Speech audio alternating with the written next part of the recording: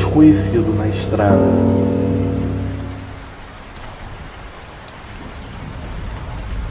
Olá, meus amigos desse canal tão querido.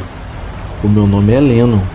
E antes que me perguntem, sim, eu sou filho de um casal de fãs dos Beatles que, por ironia do destino, não conseguiram dar continuidade ao projeto de ter 4 filhos homens e assim batizá-los com os nomes dos integrantes da banda. Além de mim, veio apenas uma irmã, e quem adivinhar o nome que os meus pais deram a ela, eu vou dar um doce. Sim, o nome dela é Yoko. É coisa dos jovens dos anos 70. Já até me cansei de reclamar. Agora eu só levo na esportiva e dou risada junto com as pessoas que acham graça em nossos nomes. Atualmente eu tenho 53 anos de idade e moro hoje no interior de Santa Catarina, em uma cidade chamada Timbé do Sul, onde ficam algumas das cachoeiras mais bonitas do Brasil. Na verdade, eu sou carioca de Copacabana e na época do acontecido ainda morava no Rio de Janeiro. Esse fenômeno que eu vivenciei aconteceu no ano de 2010. Eu havia acabado de me divorciar e estava passando por uma época bem difícil. Eu estava naquele processo complicado de separação, de partilha de bens e toda a animosidade que envolve um divórcio não amigável. Minha esposa e eu não tomamos essa decisão depois de uma conversa tranquila, mas sim após uma discussão pesadíssima. Eu preciso confessar que durante o carnaval daquele ano eu havia me empolgado com a bebida e acabei ficando com uma mulher em uma dessas festas de rua. Foram apenas alguns beijos, nada mais do que isso. Nunca nem soube o nome dela. Infelizmente, eu acabei sendo fotografado por uma amiga da minha esposa, já que eu estava tão alcoolizado que nem tomei cuidado para não ser visto. Eu confesso que a culpa foi minha e não coloco a responsabilidade na bebida. O que foi feito bêbado foi pensado e sóbrio. O que foi feito não tinha mais volta, então eu apenas tentei me desculpar, mas ela se sentiu ridicularizada e traída e terminou tudo sem nem mesmo pestanejar. Mas enfim, isso não vem ao caso. Conto esse detalhe apenas para explicar o motivo de eu ter ido passar um tempo na casa de um primo distante, que no caso morava no interior de Minas Gerais, em uma cidade bem rural, cheia de fazendas, chácaras e muito mato. Eu precisava desse tempo em paz, longe de todos que só faziam me criticar na época. Assim que eu pude, eu fui para lá. Tinha férias vencidas no trabalho e consegui viajar logo no início de abril. Peguei o meu carro e fui dirigindo, pois eu queria a todo custo esfriar minha cabeça e assim me afastar de toda aquela tensão. Meu primo e a esposa me receberam muito bem, sem ficar fazendo perguntas, pois sabiam quanto a ferida ainda estava recente. Na primeira noite, finalmente consegui ter uma boa noite de sono, algo que eu estava precisando para me sentir inteiro novamente. Eu acordei bem cedo e fiquei andando pela região. Confesso que me cansei de ver apenas mato para todos os lados. Eu senti até cheiro de cocô de boi por toda a parte. Também não era algo muito agradável. Então, na primeira sexta-feira, sugeri que fizéssemos um churrasco durante a noite. Comprássemos então algumas cervejas e ficássemos na varanda ouvindo música e jogando conversa fora. Eu precisava fazer alguma coisa para me animar. Ter um pouco de paz e sossego era bom, mas nem tanto assim. A esposa do meu primo olhou para ele como se estivesse horrorizado com o que eu havia acabado de sugerir. Foi quando eu percebi a reação e perguntei se eu tinha dito algo errado. O meu primo então me disse: "Sabe o que é, primo? É que estamos quase no fim da quaresma." A minha reação foi como se ele tivesse falado grego comigo. Então perguntei: e o que diabos isso tem a ver? Claro que já tinha ouvido falar em Quaresma, só que eu não sabia bem como funcionava. Quando alguém falava em religião perto de mim e perguntava a minha, eu apenas respondia que era católico, mas não me lembro de algum dia ter entrado em uma igreja, seja ela católica ou não. Então ele começou a me explicar: primo, é o seguinte, da quarta-feira de cinzas até o sábado de Romanos, não é bom comer carne e nem beber bebida alcoólica. Eu sabia que muita gente não come carne na Sexta-feira Santa, coisa que eu nunca liguei realmente. Quando era criança, na Sexta-feira Santa, a gente só comia peixe. Depois, quando a minha família inteira se converteu à religião evangélica, menos eu, por sinal, eles pararam com essa tradição.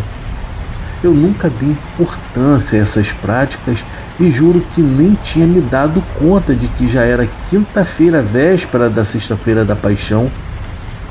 Eu pedi que me explicassem o que acontecia nesse período e me lembro até hoje das palavras da esposa do meu primo. Durante 40 dias, Deus abre os portões do inferno e deixa que todos os demônios fiquem soltos na terra. Na hora eu não consegui conter a risada, o que a deixou bem irritada. Percebendo isso, pedi desculpas na hora e disse que eu não queria faltar com respeito e ainda brinquei: olha, lá na cidade os demônios ficam soltos o tempo todo e deixar de comer carne não é o suficiente para mantê-los afastados da gente. O meu primo, por sua vez, e querendo me deixar à vontade, disse que ele e a esposa se deitariam cedo, mas que se eu quisesse, eu poderia fazer o meu churrasco na varanda que ficava próxima ao portão e assim beber a minha cerveja. Ele apenas me pediu para que eu não colocasse música em volume muito alto. E em seguida ele me disse: primo, eu sei que este lugar pode ser tedioso para quem mora na cidade, mas é assim que as coisas funcionam aqui. Eu agradeci ao meu primo e à esposa dele e fui até o mercadinho. Comprei uma caixinha de cerveja, 1 quilo de carne, 1 quilo de linguiça e 1 quilo de asa e um pacote de carvão. Já era por volta das 8 da noite quando eles se deitaram. Eu acendi a churrasqueira, pus uma música bem baixinha ao meu celular e fiquei ali com uma caixa térmica tomando a minha cervejinha e ouvindo Raul Seixas, só para provocar os demônios que estavam soltos por ali. Eu até cheguei a pensar: meu Deus do céu, imagina se um demônio com tanto lugar para ir vai vir para esse fim de mundo ficar ouvindo grilo e fazer cera? Meu Deus! Aí mais uma vez eu pensei comigo: e se por acaso eu fosse um demônio solto no mundo, sem ninguém para me perturbar? Ah, eu iria lá para a Europa. O que eu ia ter para fazer aqui? E comecei a rir comigo mesmo. A noite estava bem agradável. Estávamos no começo do outono e aquela brisa fresca soprava fazendo as árvores balançarem. A hora passou tão rápido que quando eu percebi, a cerveja já havia acabado. Eu fui então caminhando até o mercadinho que ficava quase no final de uma longa reta, em uma estrada de barro cercada de mato por todos os lados. Mas quando eu cheguei lá, o mercadinho já estava fechado. De um lado a outro estava tudo escuro, não havia nada e nem ninguém. Ao entrar novamente na estradinha de volta para casa, eu notei uma luz vindo bem devagar pelo centro da estrada. Parecia a luz de uma moto, e então eu não estranhei, até ver várias outras luzes surgindo atrás dela. A cada passo que eu dava, aquelas luzes se multiplicavam, uma a uma, tomando assim parte de trás da estrada. Eu estava a cerca de 500, talvez 600 metros delas, até que eu parei para tentar entender melhor o que de fato estava acontecendo bem diante dos meus olhos. Foi então que as luzes pararam logo em seguida. Não eram luzes de moto, elas eram amareladas e não tinham forma definida. Algumas pareciam mudar de forma e de cores conforme eu ia me aproximando. Foi aí que notei que aquelas luzes, na verdade, eram dezenas, talvez centenas de pessoas caminhando pela estrada, como em uma procissão. Elas não carregavam velas ou lamparinas, as luzes vinham delas. A pele delas brilhava no escuro, iluminando aquela estrada deserta. O mato alto ao redor estava tão iluminado que parecia que o sol estava nascendo por detrás dele. Imagine, pessoal, o meu horror diante daquela cena. Eu não tinha para onde ir. O único lugar para onde eu poderia correr era para a casa do meu primo. E aquela estranha procissão parecia ocupar toda a estrada até além da propriedade dele. Então, eu tentei me lembrar da única reza que eu sabia de cor, o Pai Nosso. Depois, eu rezei um Ave Maria e, por fim, eu comecei a pedir perdão a Deus por tudo que eu havia dito e feito durante todos os anos da minha vida. Eu fiquei parado no canto da estradinha até aquelas coisas passarem por mim. Elas caminharam em silêncio, os seus passos não faziam barulho. Também não ouvi a respiração delas. Eu senti apenas uma vibração estranha, algo como se o ar em volta delas estivesse tremendo, formando-se uma espécie de onda. Meu Deus, eu me agarrei tanto com o meu Pai Celestial naquela hora, como quase todo mundo faz nos momentos de desespero. O meu coração batia tão forte que eu sentia que a qualquer momento ele sairia pela minha boca. Só conseguia me lembrar da esposa do meu primo dizendo que Deus havia aberto os portões do inferno para que todos os demônios andassem soltos pelo mundo. E eu, em vez de debochar daquele lugar deserto onde estava, eu só conseguia pensar que os demônios que andam soltos pela cidade talvez vaguem escondidos em meio a todas aquelas luzes e sons. Talvez esse seja o motivo pelo qual a gente não consiga vê-los. Aqui, onde tudo parece tão quieto e silencioso, talvez seja o lugar onde a nossa alma fica nua e exposta de verdade, e nada me convence de que não seja por aqui que eles escolham vagar de verdade. Eu permaneci com os meus olhos fechados até parar de sentir aquela vibração no ar. Então, eu tive certeza de que eu estava sozinho novamente naquela estrada. Em seguida, eu voltei a andar, com as minhas pernas completamente bambas, para dentro da casa. No outro dia, durante a sexta-feira da Paixão, eu fui com meu primo e a esposa participar da missa. E ali naquele momento, eu reconheci e fui muito agradecido pelo sacrifício que o seu filho fez por todos nós, expiando os pecados deste mundo tão misterioso. Boa noite. A caçada que virou pesadelo. Olá a todos do canal, o meu nome é Amauri e quero contar uma experiência muito esquisita que aconteceu comigo. Isso já faz alguns anos. Eu sou mecânico de profissão, trabalho com isso desde que eu era bem jovem e fui ensinado pelo meu pai. Eu sou um homem simples, trabalhador e gosto de sair de vez em quando para caçar na mata. Eu vou sozinho mesmo. Eu costumava sair no sábado de manhã bem cedo e só voltava para casa no domingo à tarde. Era uma boa forma de aliviar o estresse do dia a dia. Eu fazia isso ao menos 2 vezes por mês, sabe? Era uma tradição que eu mantinha havia muitos anos, antes mesmo de me casar. Mesmo depois do casamento, a minha esposa lidava bem com isso. Ela nunca reclamou, sempre entendeu que era algo que eu gostava e que me fazia bem. Esse tipo de companheirismo é difícil de se encontrar hoje em dia. Porém, nos últimos tempos, o pessoal andava falando de boatos esquisitos, Alguns clientes da mecânica diziam que havia um bicho enorme vagando pela cidade, tanto nas ruas quanto invadindo os terrenos das pessoas. Falavam de um tipo de cavalo bem grande que emitia um tipo de luz na cabeça. Diziam que era a tal mula sem cabeça, aquela que solta fogo pela cabeça. O interior é assim mesmo, né? Sempre tem uma história esquisita circulando. Teve até gente que disse ter visto o bicho cara a cara e que só conseguiu escapar por pura sorte. Mas sinceramente, eu não acreditava muito nisso. Achava que era só conversa fiada do povo. Mas sabe como é cidade pequena? Não demorou muito para todo mundo sair falando da tal mula sem cabeça. Olha, não sou incrédulo, não me entenda mal. Meus pais sempre foram muito religiosos e acreditavam nesse tipo de experiência mística. Mas de todas as criaturas que dizem existir, a mula sem cabeça era uma das que eu achava mais difíceis de acreditar.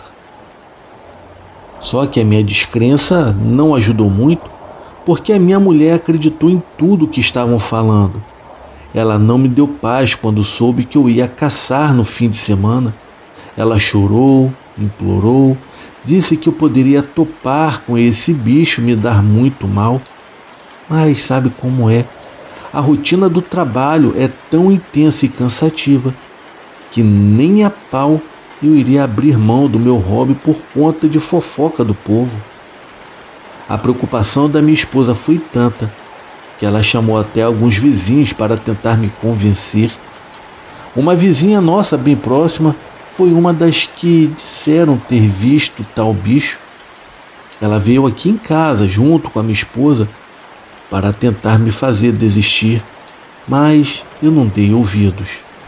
Sábado de manhãzinha, eu já estava com a minha carabina nas costas. Saí bem cedo, animado para aquele fim de semana na mata. A minha esposa, sem conseguir me convencer, só restou ficar em casa rezando para que nada desse errado. Quando eu entrei na mata, estava tudo certo. O dia correu bem, o sol estava alto, bem quente, e eu aproveitei bastante. Eu até cacei alguns patos perto de um riacho pela manhã e descansei perto do meio-dia.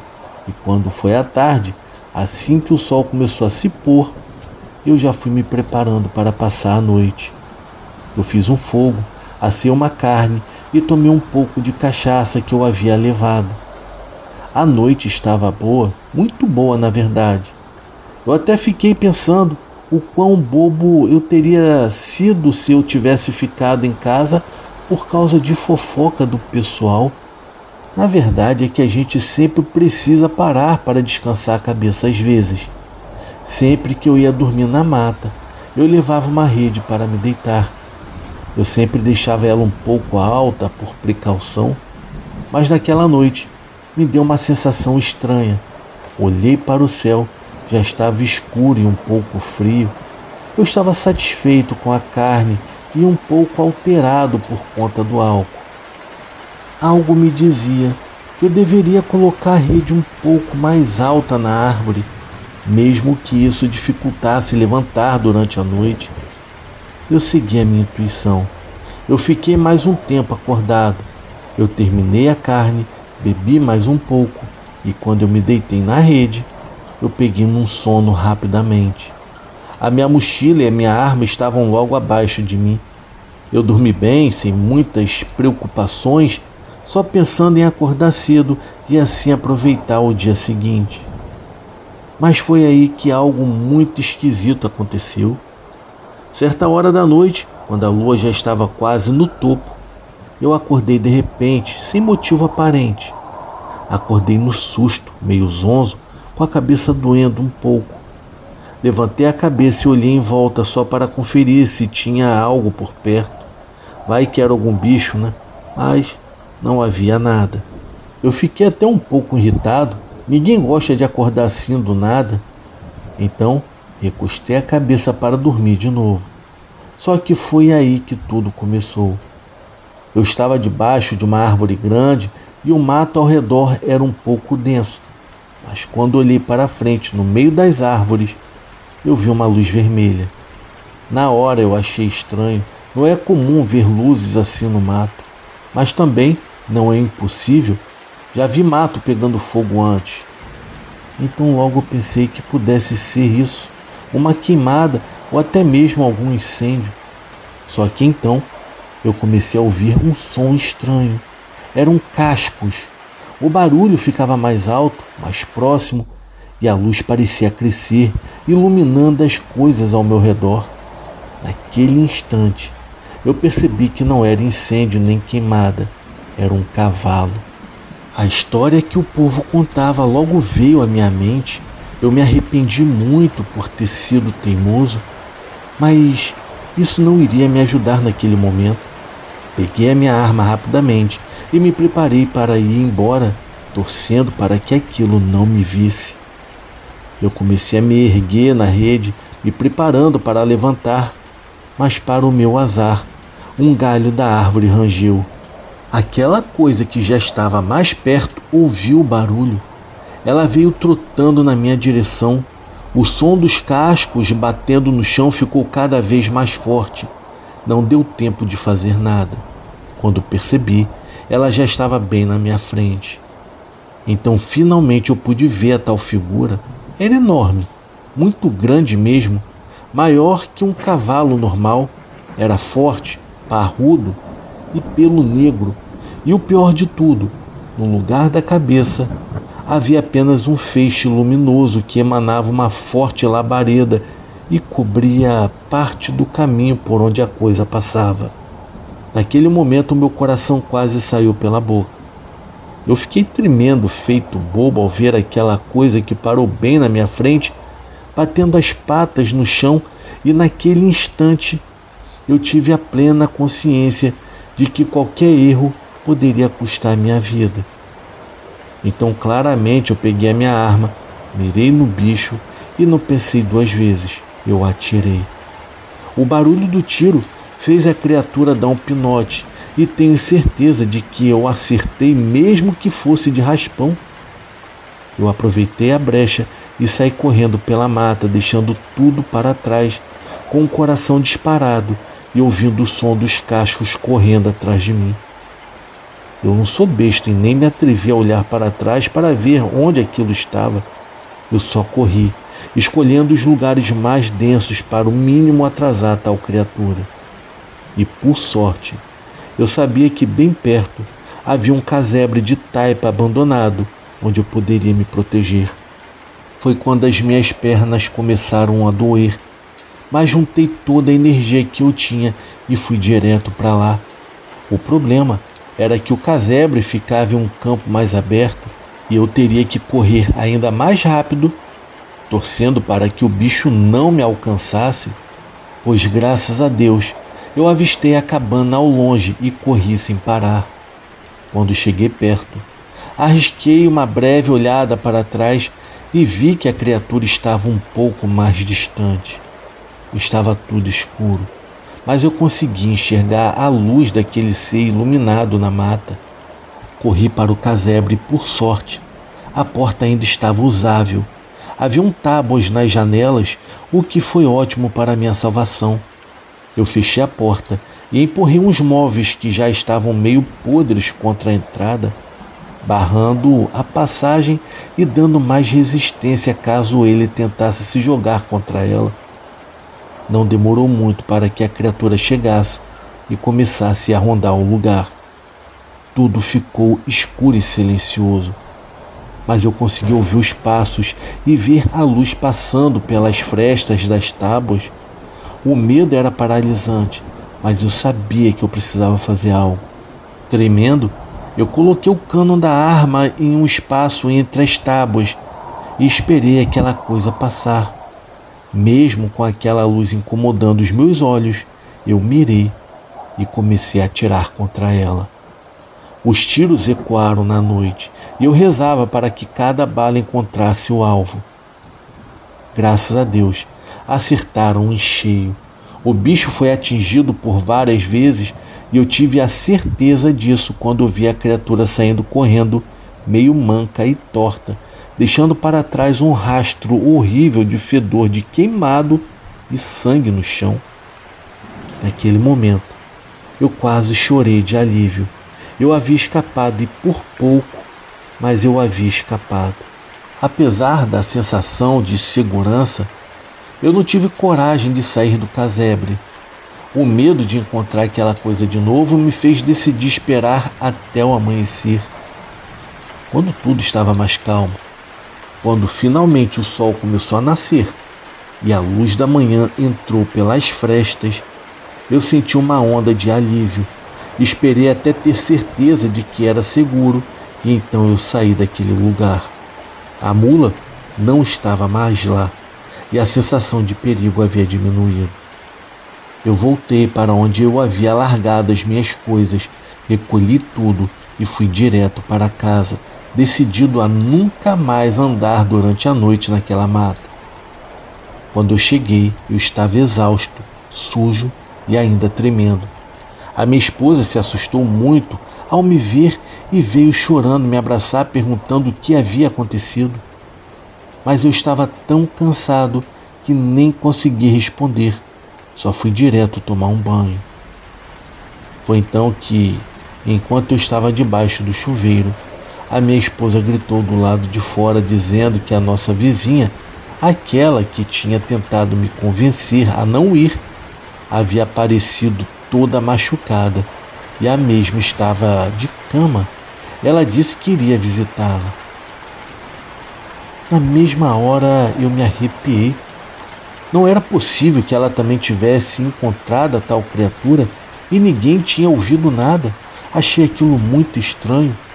Rapidamente saí do banho, vesti a minha roupa e fui junto com a minha esposa, querendo entender melhor toda aquela situação.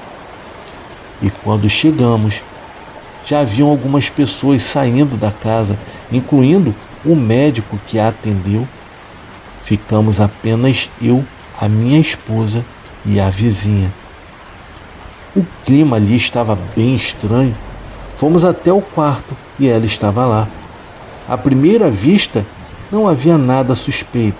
Ela estava visivelmente machucada, com alguns hematomas e arranhões na pele, além de um braço e uma perna enfaixados.